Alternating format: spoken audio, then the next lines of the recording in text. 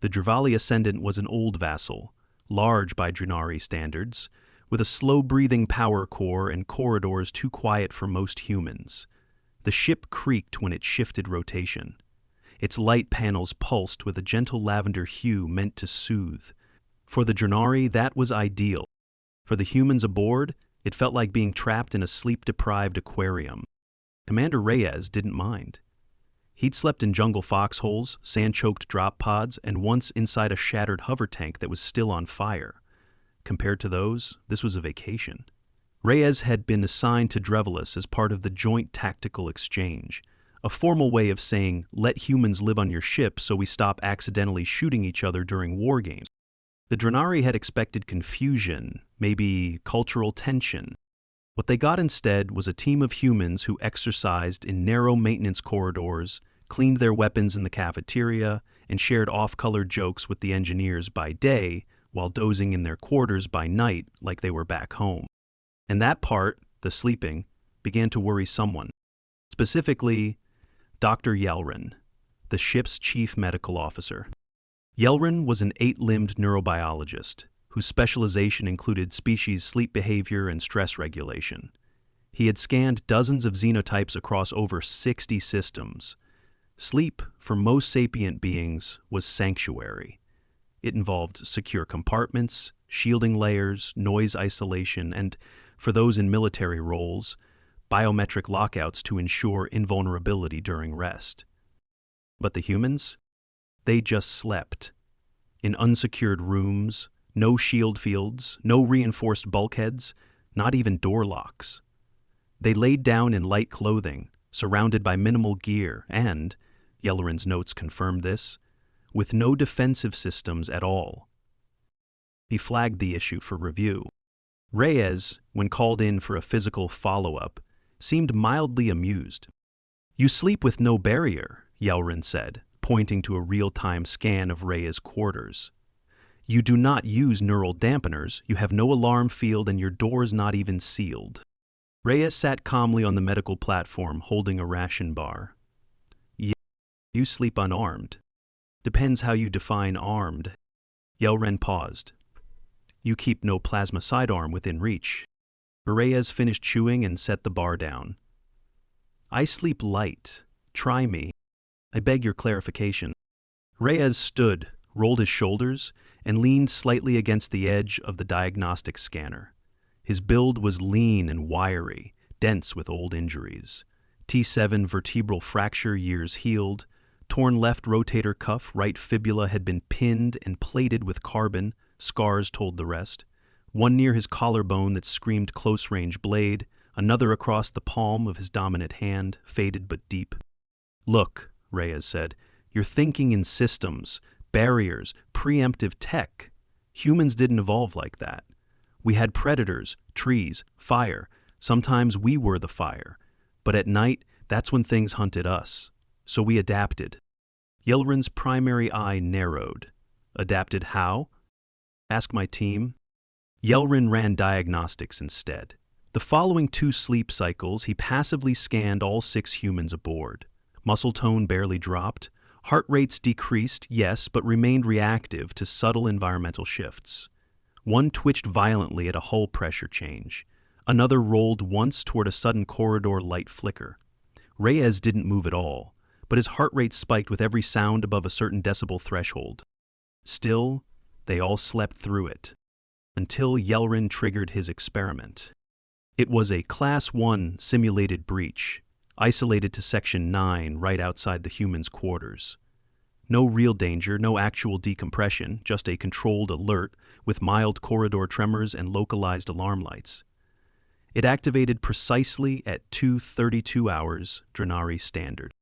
6 seconds later, all hell broke loose. Yelrin watched from the control suite, eyes wide.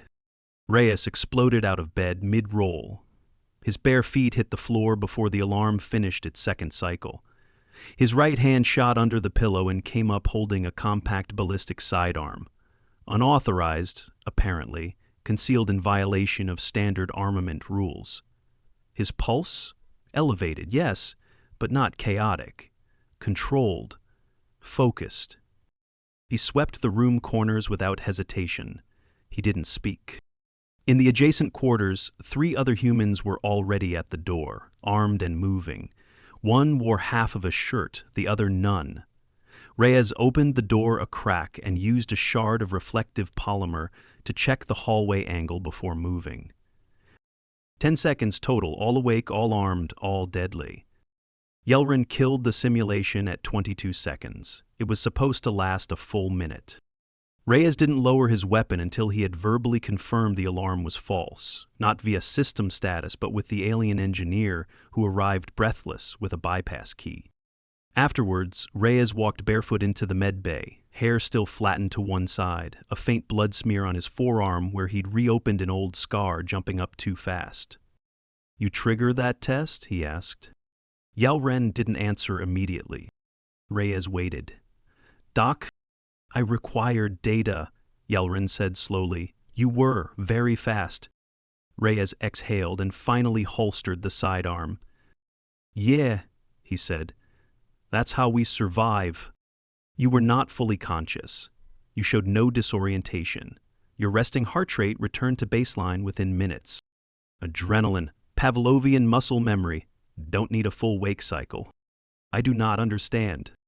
Reyes stepped forward. "We don't sleep like prey.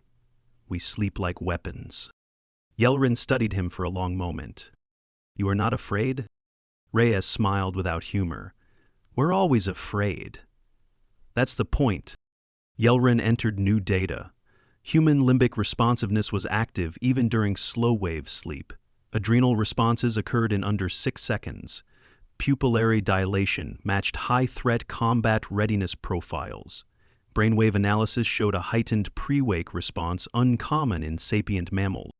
He asked for access to Reyes's long-term trauma scan. It read like a war novel.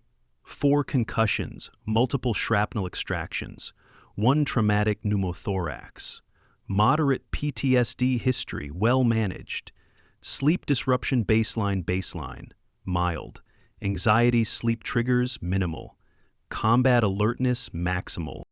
"Is this normal?" Yelrin asked. "For a soldier, sure. For a human?"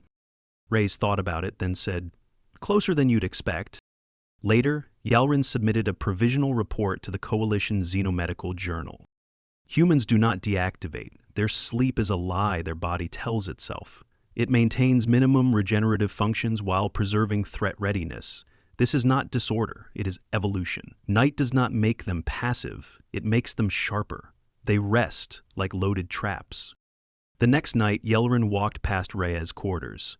No locks, no field. Just a man sleeping light, one arm draped lazily near his pillow.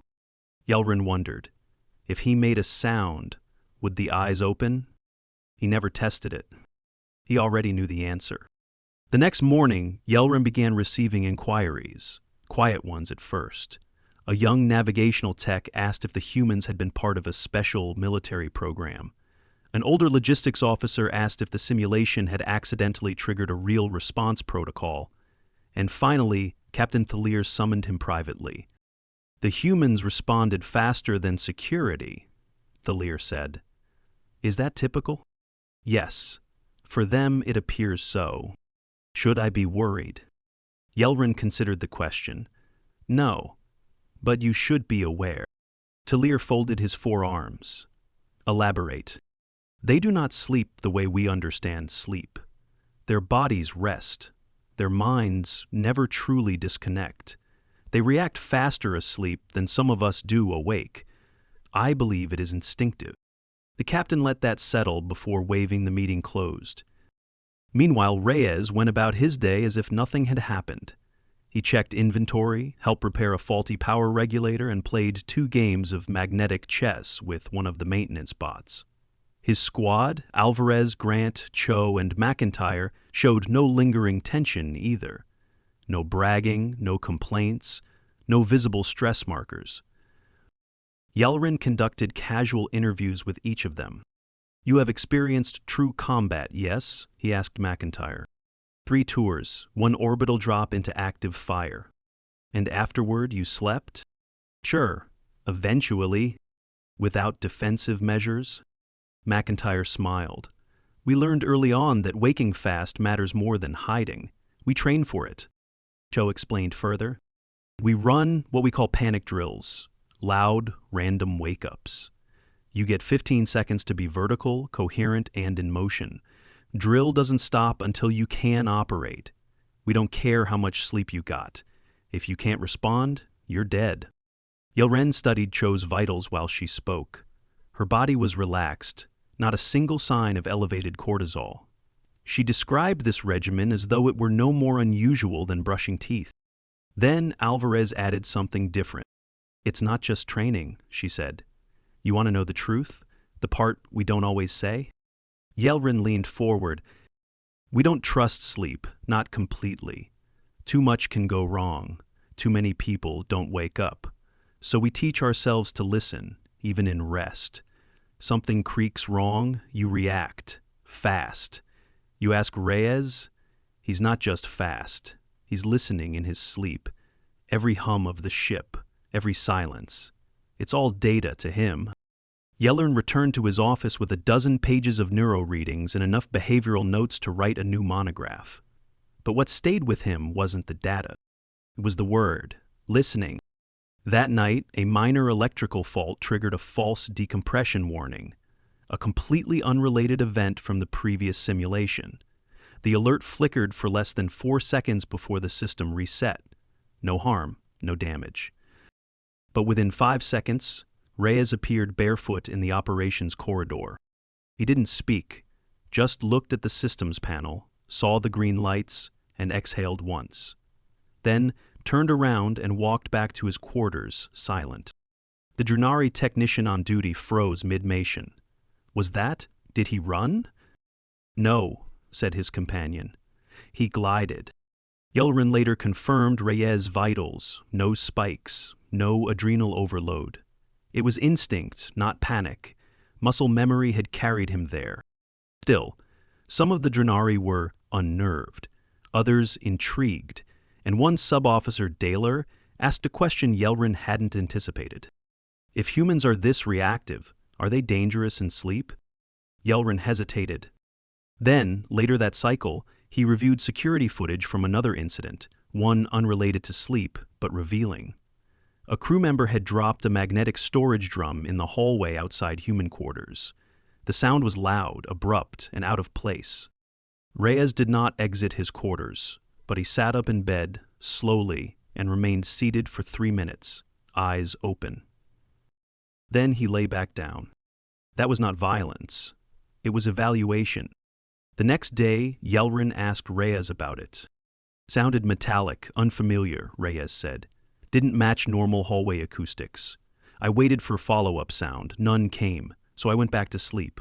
You assessed a threat during partial consciousness? Reyes shrugged. Didn't you? Yelrin blinked slowly. I did not wake.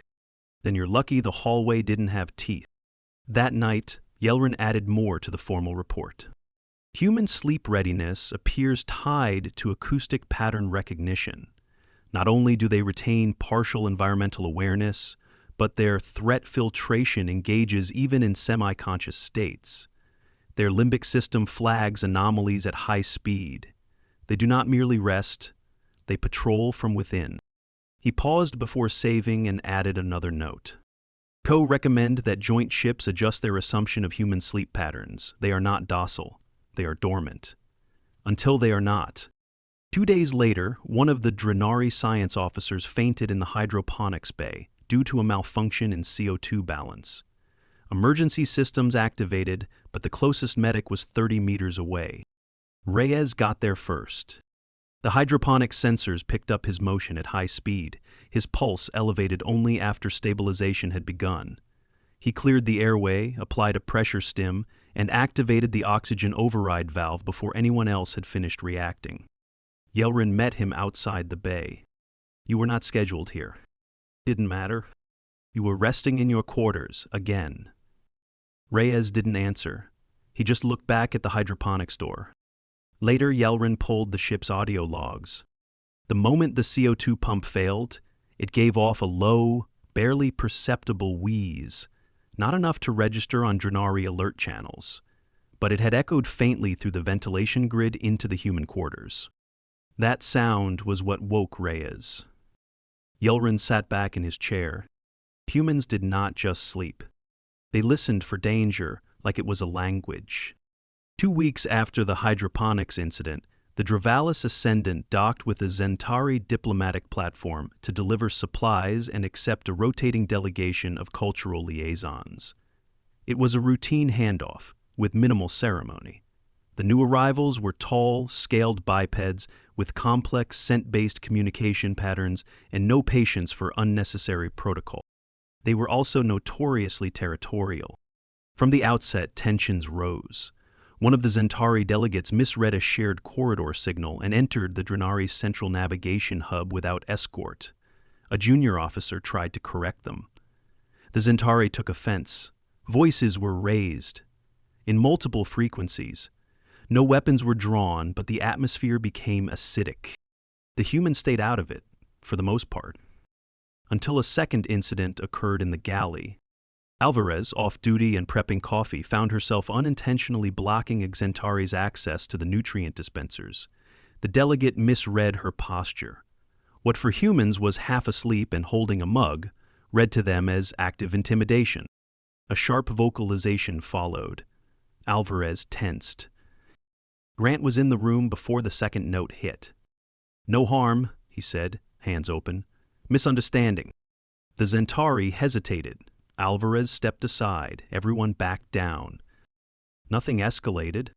But that night, Yelrin noticed something strange in the sleep diagnostics.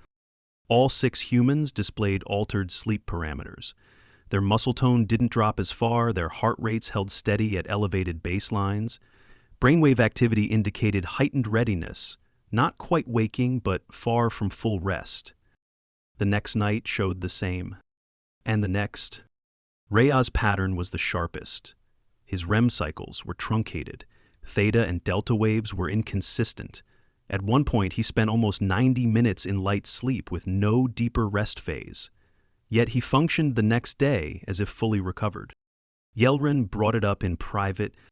"You are not sleeping properly," he said. "You remain in stage 1 or 2. No REM rebound, no full delta duration." Reyes scratched his neck. "We got guests, that changes things. But they have not threatened you. Doesn't matter, we sleep lighter when tension's high. That will affect your long-term recovery. Short-term survival matters more." Yelrin made no reply. He updated the scan logs. 3 days into the diplomatic stay, the inevitable happened. A secondary systems node glitched. A Zentari technician accused a Drenari engineer of sabotage. The altercation was verbal, heated but non-violent. Still, alarms triggered, forcing a lockdown of all shared corridors. Emergency lights bathed the ship in dull crimson. Yelrin, in his quarters, barely had time to rise. When he reached the main corridor intersection, he found Reyes already there. Shirtless, boots unlaced, weapon in hand. Not raised, not aimed, just visible. 5 steps behind him stood the rest of his team. None spoke. The Zentari security delegates, who had been posturing with raised shoulders and thrumming scent glands, stopped mid-made motion. It wasn't the weapons. It was the look. Eyes alert, limbs loose, calm, calculating. McIntyre murmured to Reyes.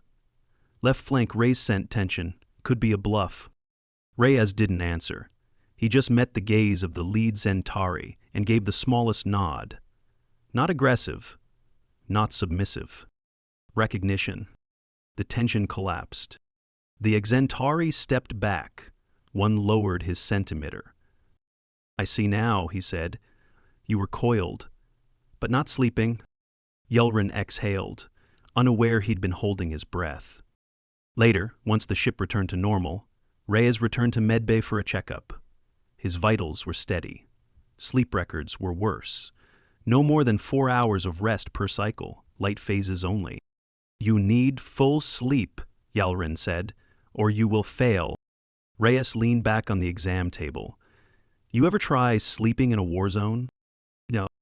You don't always get REM in those. You get a minute here, another minute later. You piece it together. That is unhealthy. Kept me alive. Yelrin looked at the man before him. Not broken, not fatigued beyond use, just operating on reserves. This is not war, Yelrin said. Reyes met his gaze. My body doesn't know that. Later that cycle, Yelrin submitted a restricted medical memo. Humans adapt to perceived tension by shifting their entire sleep architecture, not consciously, not by choice. Their brains prepare for interruption, hypervigilance, and fast reactivity. Even without actual danger, the idea of it rewires their circadian rhythm in real time. Then he added, this is not sustainable forever, but it is repeatable. They survive without rest, not by avoiding sleep, by sleeping like a coiled wire. A muscle held just below action. A week later, the Centauri delegation departed peacefully. That night, human sleep scans normalized. Reyes entered full REM twice. Alvarez showed parasympathetic recovery. Grant's delta waves reached full depth for the first time in 5 nights. Yelrin stared at the graphs. He could predict sleep patterns now, but not control them. He passed Reyes in the corridor the next morning. You slept, Yelrin said. Yeah, Reyes answered, yawning. Felt safe. Yelrin hesitated. Was it the lack of threat? Reyes stopped, thought about it. No, he said. It was that I knew my team would wake if I didn't. He walked away without waiting for a reply. 2 months into the joint assignment, the Drevali's ascendant entered a quiet stretch of deep space. No diplomatic stops, no station link-ups. Just maintenance runs and routine scans as they cruised toward the edge of Coalition marshed territory. For the Drenari crew, it was a lull. Time for reflection, maintenance, quiet conversation over simmering broths in the mess. For the humans, it was a return to normal. They trained, they mapped their gear, they practiced hallway fire drills with what Reyes referred to as sleep fog loadouts, half-awake readiness.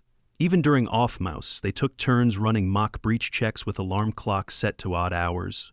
No one ever woke up slow. Yelrin noted the shift in sleep data immediately. Each human cycled into full rest, but every 4th or 5th cycle showed a spike. Rapid reactivation from external noise, slight EM flux or power fluctuation in distant systems. They still reacted. Even when not needed, their bodies trained to respond. One night, Reyes invited Yelrin into the human quarters during lights-down hours. The doctor hesitated at first. He had never been invited into another species' resting environment while active. But curiosity, as always, won. He entered quietly. Reyes sat against the far wall, bootless, reading something on a dim tablet. The room wasn't silent, a low hum of fans, the occasional snore from one bunk, someone shifting sleepily in another. It wasn't tension, it was stillness with a purpose. I wanted you to see it, Reyes said. Yelrin blinked. See what? Everyone thinks our edge is movement, reaction speed. But it's this. He gestured toward the bunks. You think they're unconscious, but right now Grant's got 1 foot flat, Cho's halfway into a roll so she can push up fast, McIntyre's head's angled to watch both exits if needed. You can't teach that in a lab. Yelrin spoke softly. But they are at rest. They are ready, Reyes corrected. That's not the same thing. A soft beep interrupted them. Routine systems check. The lighting shifted faintly. None of the humans moved. But Yelrin saw what Reyes meant. Small tension changes, muscle shifts, breathing slowed for focus. Subtle, practiced, measured. Why show me this? Yelrin asked. Because you keep asking how we sleep without shields, without weapons. You're still asking the wrong question. Reyes leaned his head back, eyes half-lidded now. The real question is how we wake. Yelrin stood there a long time after Reyes went quiet. Not asleep, just still. Waiting. Resting. Never exposed. never unaware. The next day, Yelrin made one final request, a full sleep study under controlled medical observation. Reyes agreed. They moved him to Medbay's isolation chamber, noise-dampened, temperature-regulated, with biometric feedback loops to ensure no false alerts. Reyes was fitted with non-invasive monitors, EEG, heart rate, muscle tone, breathing rhythm. He lay down on the padded table without ceremony. "You'll get nothing exciting tonight," he said. "Nothing to wake me." "That is the goal," Yelrin replied. Reyes grinned. "You sure you want that?" Yelrin started the session. For 6 hours, everything remained stable. Full transition into slow-wave sleep, breathing deep and regular, muscle tone at expected minimums. REM phase occurred twice, clean and uninterrupted. The monitors showed textbook human rest. But near the 7th hour, the life support systems shifted to power cycle mode. The change was silent, internal, not even an audible frequency. Reyes stirred. Pulse ticked up 6 beats. Eye movement paused. His legs flexed once, arms adjusted.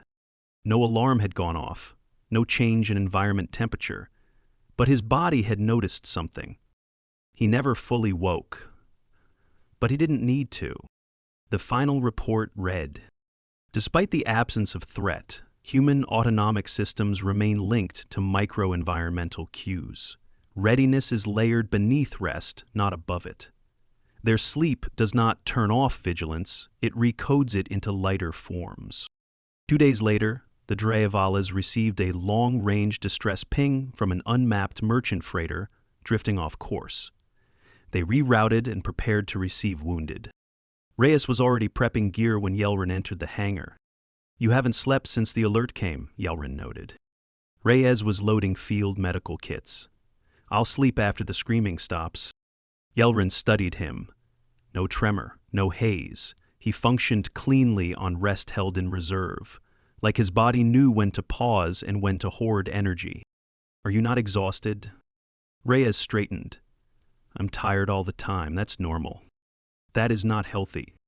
Reyes looked back with a small smile. "It is human."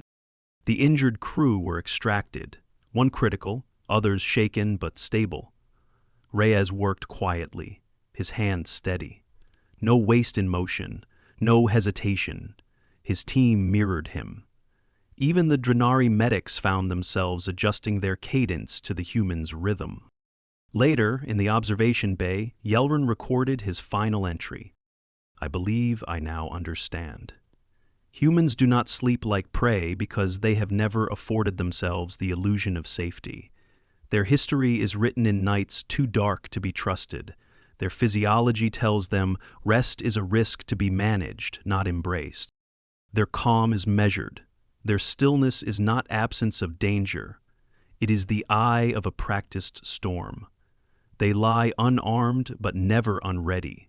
They sleep light, and when woken they do not hesitate, they move, they assess, they act. They do not need shields. They are the alarm. In the months that followed, joint security protocols were revised across 3 fleets. One clause was quietly inserted into emergency response templates. If human personnel are present during off-shift hours, ensure their quarters remain accessible. In the event of a breach, they are likely to respond faster than systems. And somewhere on a long-haul diplomatic vessel gliding through deep space, a man slept. His hand near his gear, his heartbeat steady, his breath slow. The ship pulsed gently around him, and Reyes, resting but aware, slept like a coiled fuse.